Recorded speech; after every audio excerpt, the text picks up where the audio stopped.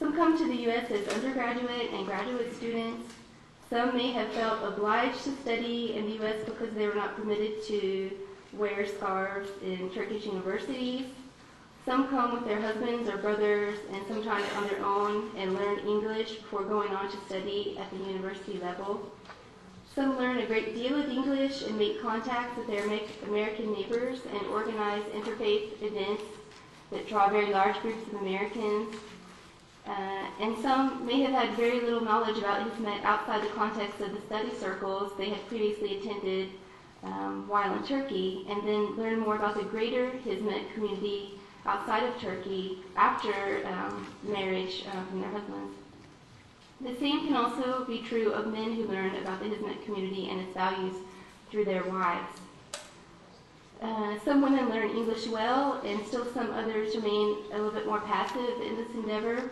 Among the women who spend less time with Americans, maybe learn very little English and spend little time outside their circle of Turkish friends, are those that have this very important role of preserving what I call an essential core of Turkish culture for the rest of the extended women's community. This is very important, as you can imagine. Turkish women usually come here very young, have children here, and relying on these other women that stay very close to Turkish culture is very important in the absence of big sisters and aunts and mothers and so forth. I'd like to take a little time to speak specifically about the study circle or the ders. In general, the study circle focuses on some piece of writing of either Fethullah Gülen or Sayyid Nursi. The point of the study circle is to be constantly engaged in ongoing self-improvement. Each study circle is like a step on a journey towards a sense of self-awareness, a sense of one's place in the world, and on making oneself aware of one's faults so as to live more harmoniously with others. These study circles can take on any number of different formats. In a group interview that I did in Austin, women mentioned to me that the formats are very specifically designed according to who is in attendance. Sometimes the formats differ greatly when it's an all-Turkish crowd versus a mixed crowd. The idea is that, like Turkish Islam, the study circle should not be rigid, but remain an open circle, open to adaptation so as to accommodate people with different interests and different levels of religious knowledge. Okay, the format and the content of these circles vary widely and are adapted to meet the needs of those in attendance. They are purposely kept small so as to allow each person the chance to speak and to ask questions. There are individual women within the larger women's community who are responsible for determining the needs of various groups of women, and a kind of informal spiritual curriculum is established and is adapted on an ongoing basis.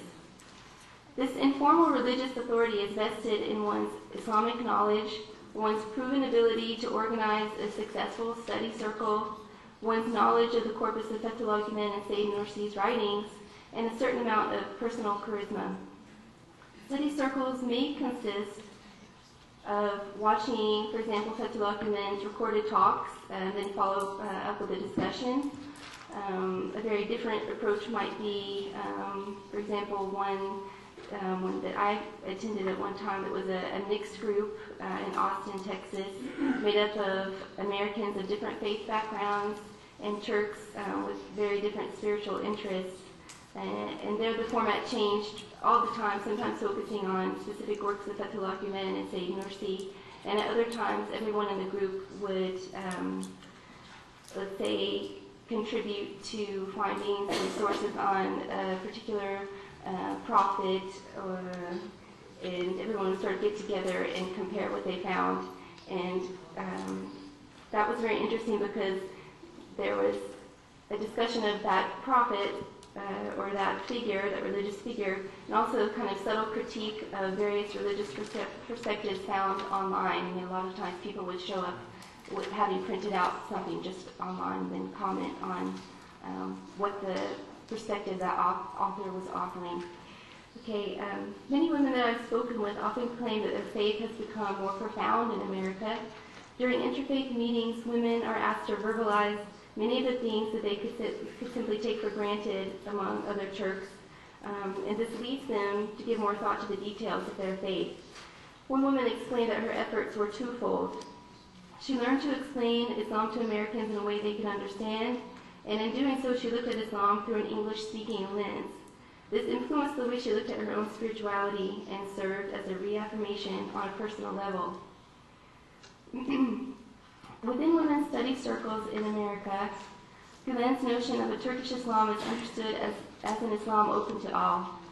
Because of its inherent reliance on the notion of tolerance within Islamic tradition as the single most defining characteristic, Gülen's Turkish Islam opens its space to non-Turks and resonates with American concepts of cosmopolitanism and multiculturalism. The study circle in the American context presents new experiences for all present and is markedly more heterogeneous in its adherents when compared to similar study circles in Turkey. These circles are spheres of empowerment for Turkish women who may have struggled with their own religious identities in secular Turkish university settings, as well as serving as an alternative to conventional mosque halakas for American Muslim women. The synergy that occurs between Turkish and non-Turkish study circle members is characteristic of Gülen women's unique approach to hizmet, or service to greater humanity. The contributions Turkish women in America make to the larger Gülen movement are great indeed. They attend church services and festivities, they entertain guests, they organize henna parties and cultural events such as baklava contests and Turkish craft fairs. If the Gülen movement has begun to put down roots in American soil, it is in great part thanks to the enormous efforts put forth by many Turkish women and their soulful and sincere dedication to living hizmet. Thank you very much.